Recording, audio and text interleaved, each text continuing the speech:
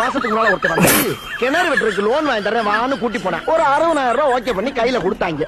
கூடவே இவ்வளவு லென்த்ல ஒரு லிஸ்ட் கொடுத்தாங்க சார். என்ன லிஸ்ட்? பேங்க் மேனேஜர் வந்து ஆபீஸ் பீன் வரைக்கும் யாராருக்கு எவ்வளவு லஞ்சம் கொடுக்கணுங்கிற லிஸ்ட். 45,000 ரூபாய்.